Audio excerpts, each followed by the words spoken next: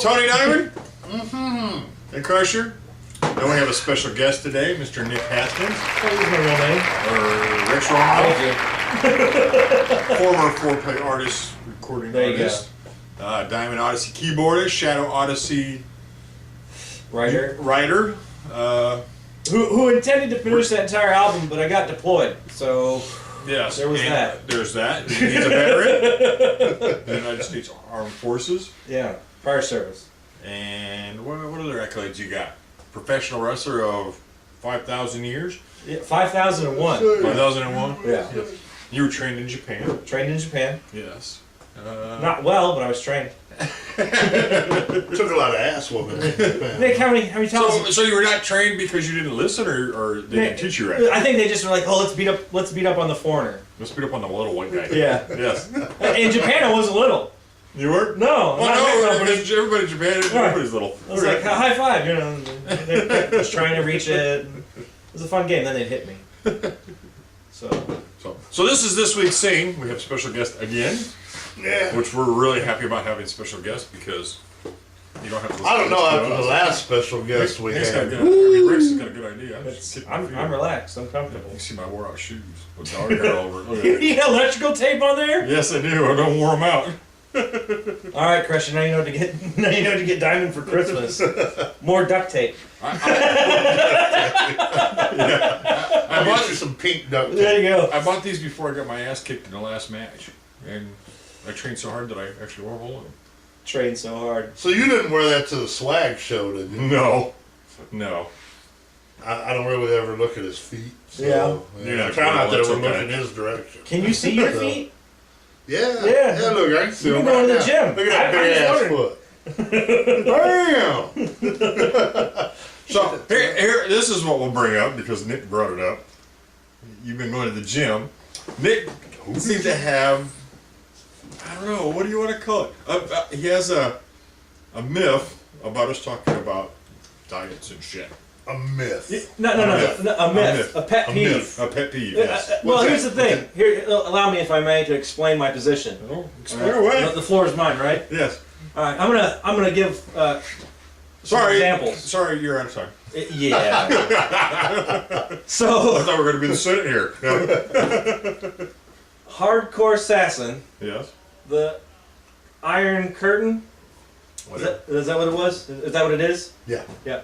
I didn't know that the Hardcore Assassin, the sniper of the ring, the guy who I saw jump off of ladders into barbed wire and smash people with flaming guitar necks and shit like that, was worried about his brain intake and the amount of fucking fiber getting into his butthole. I mean, is that really what you're worried about? I've sworn off peanuts. I don't eat peanuts. I'll show you the damn video and quote you. Well, I like a good salad every once in a while, and I like to have it with a nice balsamic vinegar fucking rat. I object. You should be eating the blood of fucking your enemies and shit. Arrgh! I'm the Hardcore Assassin. Arrgh! Wait, you're picking on the wrong guy. He's the one on a fucking diet, not me. Oh. Well, then, yeah, but my apologies. I like fucking T-bones and mashed potatoes and covered in fucking butter. But in my defense, that's normal food. That's not Hardcore Assassin just food. Yeah. But in my defense, I've lost 47 pounds. Thank you very much, and I look good, and I feel better. I feel a lot younger. You feel a lot younger? I feel a lot younger. Yeah. And I needed it because when you start getting old, I lose some fucking weight. I lost it like a kid. I lost a baby. We lost 60 pounds. He's lost a Backstreet Boy. Yeah, fucking Backstreet Boys is gone now. So, in my defense, yeah, I like selling. I still don't even really like selling. I heard you like tossed salad. Now, that was one time I was in San Francisco, and he was like 14. Oh my god! I'm not going on a video with the guy talking about some sort of home. Oh my god! Can you cut that shit out of there? No. Somebody get this guy a van with no windows. There's your future occupation. Apparently, I live in a van down by the river. That's true. Hey, Carrie made those. That wasn't me. I can't. Am I allowed to talk about what's on the sign that I made? Well, you can talk about whatever you want. Okay. We do have regulars. We do have regulars that actually watch the fucking show. How many regulars? All three of you. Three. I think I'm one of them. And watch yourself again twice. And there's one of your racing buddies that watches. It's me. Yes. Hey, me. It's me. Every show. Hi, me. Yeah, I got a few racing buddies that watch everything.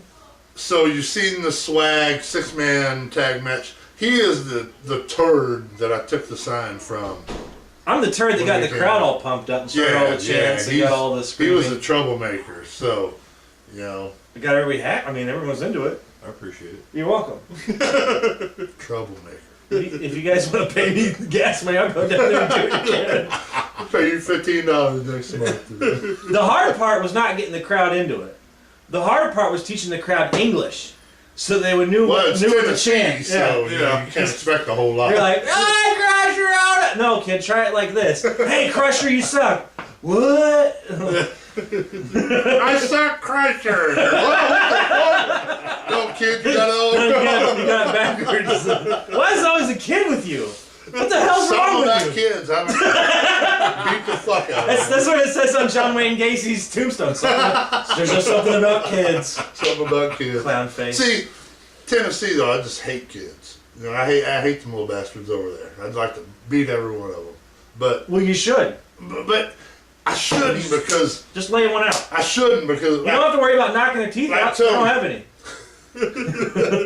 like They're Tony. they're born without them, so I guess they just never grow into them down there. Tony came out and he's right to the ring. Yeah, I noticed that. And I'm there. No, to he do looked at my business. sign. He He looked at my looked. sign. I'm there to do And- business. Yes, I'm a and business kind of guy. I just want to beat the fuck out of them little bastard kids that are You there. gotta scare them more. You gotta turn around and scare them, catch them when they're I all. guess I'm gonna have to now. You can't expect them to help. They'll just jump right in the fucking ring. What was bad about this show is we walked out, we're throwing Twinkies at all these fat heifers, and Now that one fat girl, she opened it up. only and ate it. one girl threw them back. The rest of them just sat down and started eating them. You know, that was Dang! supposed to be an insult. Dang, we got dinner tonight. Well, You that know, was some dinner. we got me some Twinkies. If you go back with moon pies, you guys will go over as babies. They'll probably make you fucking mayor of Hamburger Town. There we go. Just show up with a top hat, hand out moon pies. I'm the mayor of Henry. You know? Well, this Give me really- an idea. We just found out how to take over Henry. There you go. Thank you. You're welcome. You give me the mayor and I'll be the treasurer. I'll split the cash with you. Well, they're so stupid. You can go out and ask them for money. I hope so. I'm going to. What are you gonna do with $43 of Confederate money? It's not even good anymore. We're trying to trade it for U.S. currency. Someplace else. Oh, Jesus Christ! That was an adventure. I took someone with me that had never seen a wrestling show before live, and they certainly hadn't seen Southern down home, good old fashioned, wrestling, and she still hasn't. There wasn't one wrist We lock. failed. There wasn't one hip toss. There wasn't one headlock. I mean, it was like punch, punch, punch. You guys just beat the tar out of each other. Just pillar to post beating, right? Pillar to post beating, and then smashed the guy through the table and was like, well, there you go. You've learned all about Nothing. wrestling. Now, I got a problem with that girl you brought. Yeah? Because she don't know how to insult people for No, shit. she was afraid to insult you. Her sign said, Crusher lives in a van down by the river. Which is true. That's not really an insult. That's Why the fuck It's a fact. Why you gonna insult my I'm gonna make sure she watches this now. Oh, I hope so. That makes 4 people Yeah, watch 4 people watch this damn show. Wow. If you share computers, it still counts. Just like needles. Do that. That's fucking nasty. I'll cut myself open on rusty barbed wire and bleed all over people I've never met. But needles. I don't care what anybody says. Getting cut from barbed wire does not hurt like sitting in an emergency room getting a tetanus shot. Yeah. You know? Because Probably from the rusty barbed wire, you dumbass. Because they're sitting there with this damn needle for 10 minutes going, Upside down diamond. you know? Yeah, there you go. And they're like, and they're stabbing you with a needle that's that damn big, you know? Because you might have tetanus, you know?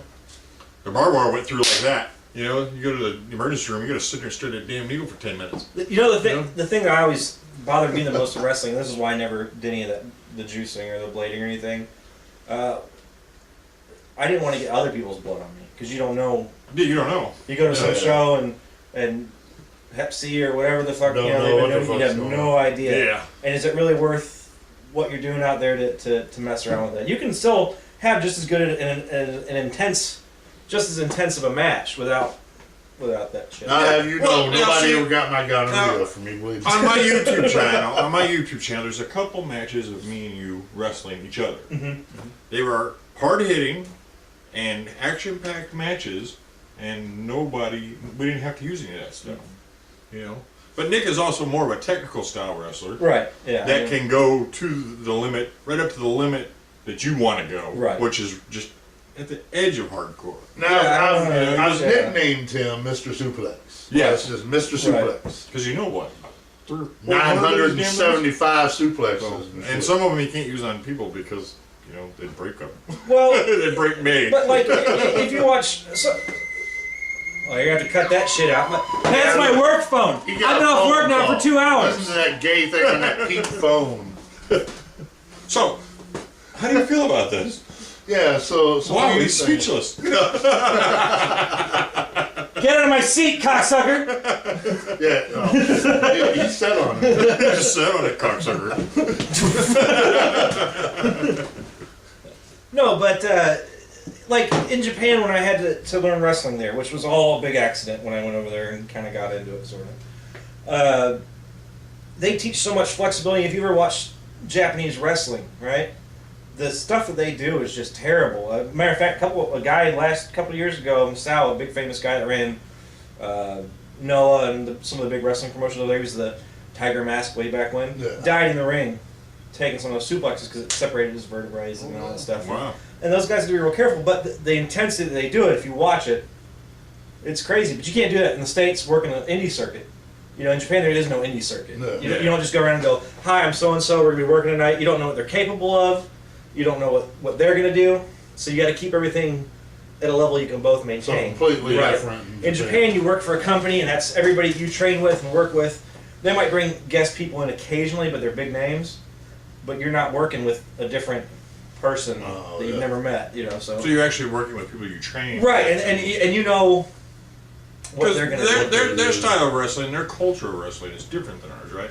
For the most part, there's a couple different. Because do you live together and train together? Yeah, everybody, like in Osaka Pro, when I was there, I don't know if that's true anymore, but they all lived in apartments together, and the younger guys were like cleaning up and maintaining the house and the ring and all the stuff. Yeah. You know?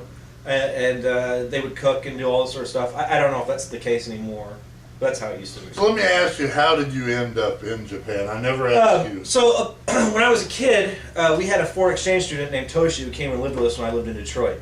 So he came and stayed with us for a little over a year. And then when he went home and I got out of college, I ended up going over to Japan. Oh, okay. And while I was in Japan, I wanted to go over to the NHK studios, which is like, because Japan's like the size, the main island at least, is like the size of, let's say, Missouri. That's the whole country. No. Okay, so they don't really have a Hollywood like what we think of as a Hollywood. It's everybody's down the block from in Tokyo, the NHK studios, and they have studios that make films. They have studios that do television. Well, they're always looking for Americans to play extras. You know, like come on in for a day and just sit here in the background, and we need you to play, you know, So white guy on the corner. You'd be the dude sitting in a coffee Right, shop. and so I was going down there just to go check it out and see if I could get any of them. And when I went down there, they had this big thing for Osaka Pro Wrestling, and I had gotten interested in wrestling as a kid, of course, in the States, and thought, it was really cool. But when I was growing up, it was always Hulk Hogan and Nikolai Volkov, and these guys that were like 6'6" and 300 pounds. There's no place for guys like me. And the cruiserweight stuff came around in like 97, 98 here in the States with WCW. In 95 maybe it came in, but that was still, how many slots is a company like that going to have? Maybe 2, 3, 4. Right, because they're pulling most of their stuff out of Mexico. That's where most of the guys came from. So if you really wanted to get into it, you could work the indie circuit, but I didn't know how to get into it at the time. Anyway, so I happened through the NHK studios. I'm trying to get on a TV show just to fuck off for a day while I'm there in Japan visiting. And so the guy comes up and goes, hey, basically, have you ever been interested in wrestling? You got this kind of look that we're looking for. And I said, yeah, I'll go try out. And so they had me go in and do some tryout stuff and go to school there for a little while. And so it was a good time. Yeah. But Osaka Pro, now I don't know any more about them now. I'm sure it hasn't changed too much. How long ago was that? That was 99 to 2001. Okay. But so we're getting a time frame here. Right. But when I went there was like a comedy and family wrestling thing. It was based heavily on Osakan culture, which is very kind of fun and more open than what you expect from normal Japanese culture. So they had a lot of funny characters, and the matches would do a lot of funny spots and things. And they had a serious like section of the wrestling company, guys that were seriously competing, but a good portion of them were funny characters and doing funny stuff, and it was all for kids. And so that's why I never got into hardcore. We didn't smash chairs on people. There's no point to it, You just wouldn't do that. Well, because like you said, you told me before that a lot of the hard-hitting, high-impact stuff wasn't the focus. They could do it and they would pop, but they wouldn't be right. They'd pop on something. They pop more on like the fella kicking out or coming back, or like someone showing a lot of spirit or heart, taking a beating. Like in strong style wrestling, which is Osaka Pro wasn't completely strong. It was strong style and lucha mixed together, because the guy who started it, Super Delphin, came from a strong lucha background. Okay. But the premise being with strong style wrestling, which comes from a guy named Carl Gotch. Do you guys ever hear of him? Yeah. He's the father of strong style wrestling in Japan. He died just a couple of years ago, on my birthday actually. 2009 or 8, I think he died a few years ago. But he was the guy that made wrestling look really real, and he was a hooker for the WWF. I mean, he would really stretch people out and could put people in holds, and he was a legitimate fighter. Yeah. But he goes to Japan, and they really liked his style. So you'll see a lot of fights with him and Antonio Inoki and all these other big names, and all the German suplexes, the pins, and the like blocking with your chest. If someone goes to kick you. In America, we don't do that. You block and you move or something like that. In Japan, if someone goes to kick you, you take it across the chest. Boom, boom, boom. They give you 2 or 3, and you grab them and you forearm them.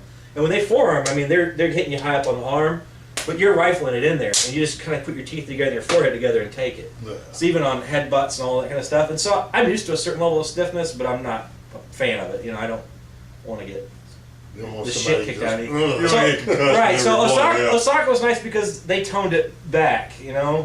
It wasn't about that at Osaka. Now, if you went to Noah or All Japan or something along those lines, those guys were rough. That's that real strong style where they're laying it in, and not just that, just even the suplexes and the which one's slams. Which company? Noah was Noah. Is a big one. All Japan was another one. Now, All Japan does a lot of hardcore stuff. Yes. Now I don't know if they do. They had a couple different areas that they traveled in, or they I guess crazy shit with the knives and exploding rings and all that shit. Yeah, I mean like it the was deathmatch stuff. Huh? Well, where you saw Foley and too many hits to the head. Mostly in Afghanistan. What's the old man's name? Terry Funk. Yes. Whenever you see their classic death matches and like the branding and you ever seen the ones where they have like the electrified water tank where they throw the guy? Yeah. Shit like that, just whew. But there are a lot more comedy companies now in Japan. So the comedy thing is actually becoming more popular. But they got a little bit of flavor for everybody. But if you ever get a chance to look at the strong style and see how those guys, how seriously they take it, and I've always really liked that a lot. So where would American wrestling fit compared to that? Well, I mean, there's so many different companies. The WWE is sort of its own monster because it's really more of a movie. It's not really wrestling. Yeah. I mean, it is, but it's not Southern style. It's Well, I mean, at least down here on the indie circuit where right. or all the other wrestlers. It depends on the company. My favorite company in the United States right now is Chikara, but they would be closer to Osaka Pro. Everybody's got a loud costume. They're full of fun characters. They're doing it to be funny and have fun and entertain people. Yeah. That's it. A lot of people like the Ring of Honor. I'm not Okay, so Ring of crazy Honor. about Ring it. of Honor is closer to Japanese strong style. You're trying to sell it as a more real product. Yeah. Nobody has a silly character. Nobody's coming out and doing any sort of drama. No one's giving birth to any half-developed hands. You know what I'm saying? Yeah. That doesn't happen. Yeah. They're trying to sell it as a more realistic product, which I like. See, TNA started Yeah, out that that's way, it. and now TNA. TNA tried to a certain degree, but they're off course. Yeah, they were way. The only reason I watch TNA now is for the girls, Mickey James and Tara. That's it. Yeah. After that, because they've cut their X division down to almost nothing. Yeah. The guys that I thought were really fun to watch, like Black Machismo and all those kind of guys. Jay Lethal was That's one of my him. favorites. Yeah. He's not on there. He's out of the company and stuff. So all I'm left now is with And I do like Bubba Ray Dudley. Christopher Daniels. No, I like him. Chris is X you know. Division. He's old school X Division. Him and Austin Aries I like a lot. I've liked Austin Aries though back in ROH. And if you ever watch him work a guy named Kenta who came from Noah, their matches are hard hitting. It's good timing. Everything is crisp. So just watching those two together. I mean, the Austin Aries you see on TNA, he's supposed to be like this cocky, arrogant guy. If you watch him on ROH, it's just him. He's a badass motherfucker. So I don't know, man. It's just different here in the States. It's not that it's bad. It's just different. Yeah. And even in Mexico, it's different. Oh, it's not wrong. It's just different. So I can accept that. We got so many wrestlers trying so many different things. And right. Stuff, But I mean, another thing is like when I fight, like say, one of us had a match. Like if I wrestle Crusher, I have to wrestle a completely different style as versus wrestling you. I can get away with doing different things. Oh sure. And that's because when he wrestles me, he gets his ass beat. When he wrestles him, he gets suplexed like 90 times. But they're both good. They're good, but they're both good matches, and they're different ends of the spectrum. It's a different. Well, you got to think about it. The guys going into it have a couple things. One, you have a physical limit, right? The things that Crusher can do is different than what I can do. Yeah. He might be able to lift you up on his shoulders and jump off the top rope and give you that what was that, the backbreaker thing you used to do? Remember that it was like you'd have him this way. The death penalty? Yeah, the death penalty kind of thing. I'm never going to do that. I can't lift a 250-pound guy and do that. And I mean, I might get him up there, but I'm going to be wobbling. It's going to look like crap. Yeah. But Crusher's not ever going to do a flip over the top rope, and you know what I'm saying? Yeah. It's just not going to happen without touching it. Because I mean, there is a size difference. We can go, like this, and weight difference and stuff. Because there's some things that I can't do to him but he can do to me, and then I can do to you, versus the opposite way. And the good thing is, we know each other. Yeah, sure. And that's the most important thing. To know each other. Because you're not going in there trying to hurt anybody. If you're going in there to hurt anybody, you're in the wrong place. And that's one big problem with the indies, and we talked about that with the 6-man tag match. We don't know their style. Yeah, they don't know our it's very complicated. It's very complicated. It's hard to click sometimes. But that's the first key, is physical limitation, right, is going to dictate how you guys interact. You two are going to act differently because of your physical way of approaching things as opposed to us, as opposed to you and me. Yeah. Your mental thoughts about your character dictate the rest, okay? So if I'm playing Rex Romanoff, right, I'm arrogant and I'm European, and my mindset and the type of moves that you use. Okay, if I'm going to use a certain type of moves, well, that would dictate my offense or my response to his offense. Yeah. Same thing there. So those two factors, plus whatever storyline or whatever you're doing in the company or what point you're trying to get to story-wise, will dictate the sort of the style, or should dictate the style of the match. Right. That's why I have such a big problem with the WWF, especially. And I'll give you a good example. If I watch Randy Orton on Monday, all right, and he has a match with a guy, his mentality and his strategy in the fight is no different than the next Monday or the previous Monday. Yeah. He's going to do the same his moves, his signature moves, and he's going to finish it off with an RK out of nowhere after doing the weird serpent thing or whatever the hell it is. And it's the same match. I've been watching Flair do it for the last 20 years. Yeah. Now I'm in no way, shape, or form high enough into wrestling where I have the credentials to, grade or say anything bad about Ric Flair. But at a certain point, when everybody knows you're going to do the pratfall and you're going to do a little flip over the corner or flip over the turnbuckle, run to the other corner, climb up the top, and they're going to grab you and throw you off, and you've been doing it for 20 fucking years, and you know it's going to happen, and it hasn't worked. You're not wrestling anymore. You're entertaining. You're just playing a tape. Yeah. Because people came to see you do that. Yeah. And that doesn't sound fun. How do you learn? How do you go any further? And it's true because people expect Certain things. a wrestler to do that one certain thing. Yeah. They expect Rob Van Dam to do the Rolling Thunder and Right. At some point he's going to use it. Well, that doesn't make sense. If you look at wrestling as a storyline or a stratagem, the other guy has been watching tapes of you, right, for how many X number of years? Let's say you're in WWF, and I'm going to be pick any wrestler you want. Pick an old wrestler. Who's your favorite old wrestler? Undertaker. Okay, I'm going to be Undertaker, and you're going to be Kane. Okay. Now we've known each other for how many long years, and we've been wrestling and doing all these things. How is it that you can even put me into a tombstone anymore? Bitch, I know you're going to be doing that sort of stuff. I've been watching the tapes. We both done each other's moves. It shouldn't happen anymore. Giving me 100 tombstones. Right. Yeah. And that's the whole point I'm trying to make, is that it just becomes formulaic at that point. So why turn it on? And there's no competition. People are like, well, TNA's competition. No, it's not. They're not even selling the same type of product. TNA is sort of picking up the remnants of what was left over from the NWA and WCW and not really doing all that great with it. And the WWF has gone off into, it's not really wrestling anymore, we're making tiny movies every week. So, But then again, like with WWE, that's where the fans are sheep.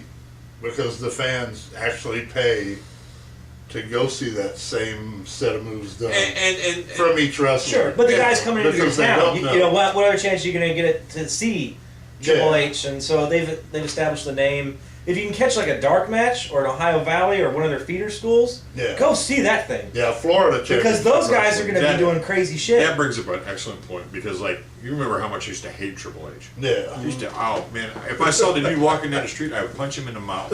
I shit you not. I don't care if he's bigger than me, tougher than me, or whatever. But we went and saw him in a dark match, or we went and saw a house show. Right. No TV cameras, no nothing. Right. And he worked. And in that one match, he earned my respect. Because match. But he didn't have to stick to the formula for the TV. Yeah, there was no formula. He did what he wanted, and They didn't it was give an him awesome match. Right. And he played the crowd. He played the crowd like a fiddle. You didn't ever see that on TV. You never saw. It was on TV. It's almost so scripted out that it doesn't matter that you're over here or over here. Right. But there, that night, it was all about St. Louis. And he was going to attack the people of St. Louis, Right. and he did it. Hell, he even made some racist comments. He made racist comments that were well within the lines, I guess, of that. He pushed it. But he pushed it right up to the limit, and people love to hate him, and I love to hate him too. So now he's got my respect. Even though I know on Monday Night Raw he's going to do the same 5 moves. Right. And, He's going to throw somebody off the ropes that's been working at that company for 5-10 years. yes. He's going to catch him with that knee drop smash that they know is fucking coming. Yeah. That doesn't make any sense. So wrestling has evolved. He's going to do the knee, then he's going to do the... Right. Yeah. And at some point he'll get thrown into the corner and he'll go over back Go first over, and do that whole thing, which is fine once in a while. But I wouldn't want to do it every Monday. I would get... I don't want to say at bored. least once in a Triple H match, he's going to go for a pedigree and get back dropped. Well, yeah, at some point. If he's not squashing somebody. Yeah. Right. Now, here's the thing I don't like about the pedigree anymore. Guys used to take it and he wouldn't let their arms out. He used to. It's like they got weak or something. I'm sure it's a safety thing. Those guys have to think about their career and that sort of stuff. But every once in a while, I wish he'd just lay one in there. Get some jobber. Get some guy who's just fresh in the business and wants to make a name for himself. Go in there, get a good match, and when he goes out, go out fucking big, dude. I've noticed when he does the pedigree now, which he did to Daniel Bryan at a pay-per-view a few months ago. He lets go as soon as you're in the air, Right. and he like puts his hand on your back. Right. You know, he doesn't even lock it in at all. It's like you make sure It's you're like, flat. You And know, that's- when you go. And I understand that he's trying to be safe, but if there's another guy who wants the opportunity if I had the opportunity to wrestling, to take, yeah, Give don't me that give me son of a the bitch. Give me the give me real the one. whole fucking thing. yes. Well, what if you end up eating pudding from a bag? I got pedigreed by Triple H. You know. Yeah. Do I get a T-shirt? If I break my nose, get a black Right, eye, right, whatever, yeah. you know, hey, that's just part of the thing, you know. So, it's not like we've never walked to the ring without a black eye or something, you know. I mean, it's happened. You never You go know, in 100%. You're always Yeah. jacked up somewhere. Yeah, there's always something hurt or bruised or. Crusher's had gonorrhea in every match he's wrestled in the last 10 years. You watch me Got just rid of it. scratching away. What is up? Oh, What is up with Tennessee? We went to Tennessee and everybody in our crew got sick. I have no idea, I'm but gonna scoot over. Did you get sick? No, I didn't get sick, but I didn't let any of the locals touch me. now I didn't eat any of the Twinkies that got thrown back. I come home. I was sick. You were me, sick. you, Billy?